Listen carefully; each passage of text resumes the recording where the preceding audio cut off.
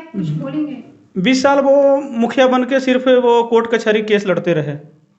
यही यही किए, सारा पैसा जनता का डाइवर्ट कर दिए केस लड़ने में। जनता को विकास करने में नहीं लगाए, सारा पैसा वो डाइवर्ट कर दिए।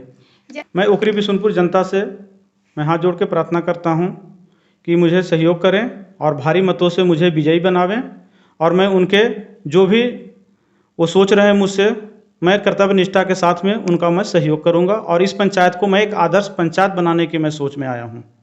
मुझसे सबसे आग्रह यही।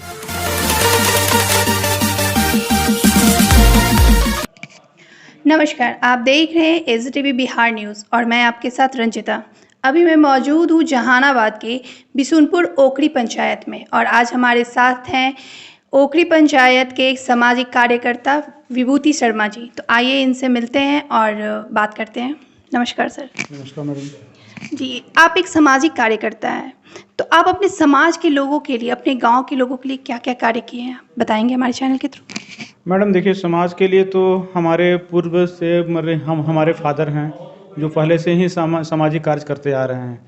जैसे गांव में सिंचाई के लिए बांध बनवाना, वो मेरे फादर आज से नहीं 25 साल 30 साल पहले से करते आ रहे हैं, जो जिससे मतलब उनको गांव के लोगों से सारे से जुड़ाव बना हुआ है। गांव में कुछ भी कार्यक्रम होना, शादी विवाह, कोई भी फंक्शन, पूजा पाठ, सारे में इन्वॉल्व होना, जैसे स्वामी जी का जग भी कराना, तो हमारे फादर के ही मतलब देख रेख में आगे ये बढ़ा। तो मैं उन्हीं से सीखा और उन्हीं से गुण लेने की कोशिश किया। मैडम अभी तत्काल में ही बारिश का मौसम था, नदी में बहुत कस के बाढ़ आई, तो यहाँ पे मुखिया भी हैं, शासन भी है, प्रशासन भी है, सब लोग हैं, लेकिन किसी ने कुछ कार्य करने से हाथ अपना उठा दिए। मुखिया भी के पास भी लोग गए, लेकिन मेरे पास जब लोग आए बोले कि इसे विभूति ऐसा ऐसा ऐसा ऐसा ऐसा है, जो अगर तटबंध टूट जाएगा, तो मैं तो जानता हूँ किसान का मैं बाल बच्चा हूँ, तो मुझे पता है कि एक बार तटबंध टूटने का मतलब है कि हजारों हजार बीघे खेत बालू हो जाएंगे।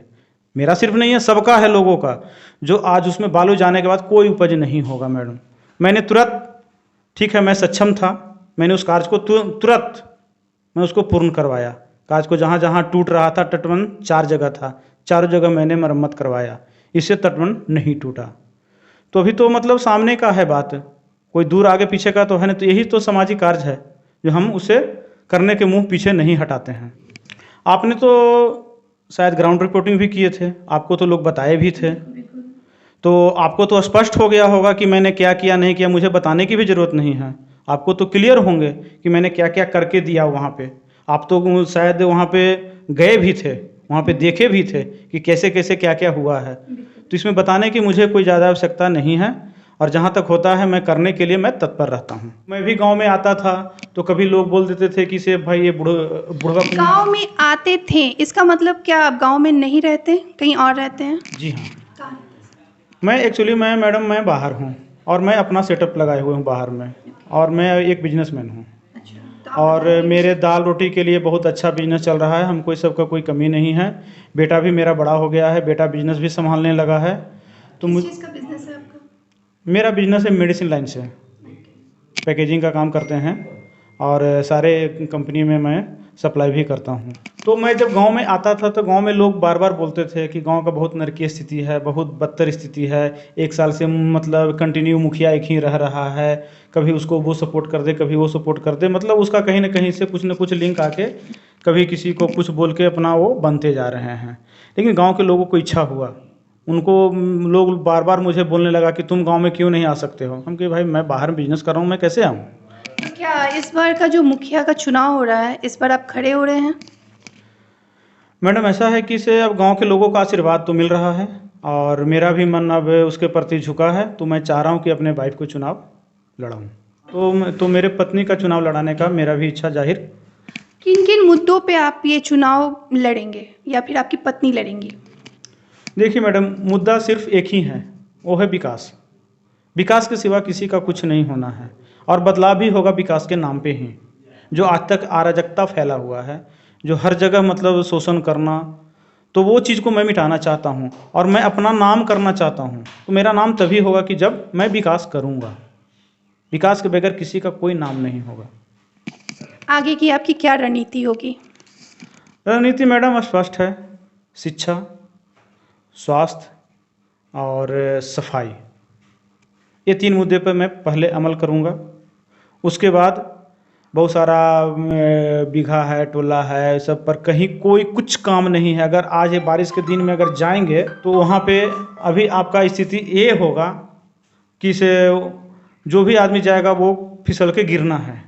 इतने इतने हील हैं, घुटने भर हील हैं। लोग आज भी वो कैसे ये मेरा पंचायत मतलब इतना पिछड़े है, मैं भी नहीं समझ पा रहा हूँ। सबसे पहला ये प्राथमिकता है, हर किसी को जल और गली, स्वास्थ्य ये सब होना चाहिए, जो आज तक हम लोग बहुत पीछे हैं। तो मुद्दा तो साफ यहाँ पे बहुत सारे ऐसा मुद्दा है जो ज्वलंत मुद्दा है, जिसको एकदम हर कोई देख रहा है सामने से। लोगों में आक्रोश है। आक्रोश के कारण मतलब लोग चाह रहे हैं कि नहीं बदलाव हो, और बदलाव के लोग ढर्रे पर आ चुके हैं यहाँ पे कि बदलाव मुझे करना है। हमारे चैनल के थ्रू आप क्या अपने ग्राम वासियों को, अपने पंचायत के लोगों को क्या संदेश देना चाहेंगे? संदेश मैं ये देना चाहता हूँ कि सब इकट्ठा हों, एक साथ आएँ और मिलके एक ईमानदार, कर्तव्यनिष्ठ आदमी को चुनें और उसे अपना मुखिया बनाएं, और आगे का अपने पंचायत का विकास वो मुखिया आगे की ओर बढ़ाए। हमारे चैनल के माध्यम से ओखरी में आप ग्राउंड रिपोर्टिंग किया तो लोगों के बीच बहुत ज़्यादा आक्रोश देखने को मिला। उन लोगों का कहना था कि मुखिया यहाँ का कोई कार्य नहीं किया है अपने गांव के लिए। इसमें कितनी सच्चाई है? मैडम, इसमें सच्चाई 99-100% है। इसमें कहीं कोई दो राय नहीं है।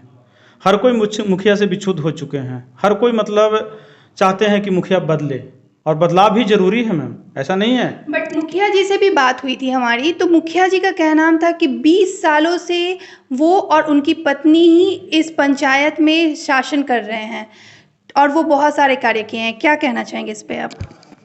बिल्कुल, ये कहना सही है कि 20 साल से मुखिया वही हैं, और लोगों को इसमें कहने में कोई हिचक भी नहीं है, क्योंकि वो हैं मुखिया। लेकिन काम के नाम पर जीरो हैं। काम के नाम पर बिल्कुल जीरो हैं। उनके फंड से तो मुझे लगता ही नहीं, पता नहीं कहाँ क्या काम किए हैं। कोई भी एक भी आदमी कह दे कि हमको भाई ये ढंग का काम। 20 साल वो मुखिया बन के सिर्फ वो कोर्ट कचहरी केस लड़ते रहे, यही किए। सारा पैसा जनता का डाइवर्ट कर दिए केस लड़ने में, जनता को विकास करने में नहीं लगाए, सारा पैसा वो डाइवर्ट कर दिए। जैसा कि आपने अभी बताया हमारे चैनल के माध्यम से कि आपकी पत्नी इस बार मुखिया की प्रत्याशी होंगी, आग्रह क्या करना चाहेंगे ग्रामवासियों से? मैं ओखरी बिशुनपुर जनता से मैं हाथ जोड़ के प्रार्थना करता हूं कि मुझे सहयोग करें और भारी मतों से मुझे विजयी बनावें, और मैं उनके जो भी वो सोच रहे हैं मुझसे, मैं कर्तव्य निष्ठा के साथ में उनका मैं सहयोग करूंगा, और इस पंचायत को मैं एक आदर्श पंचायत बनाने की मैं सोच में आया हूं। मुझसे सबसे आग्रह यही है ओखरी पंचायत वासियों से। धन्यवाद।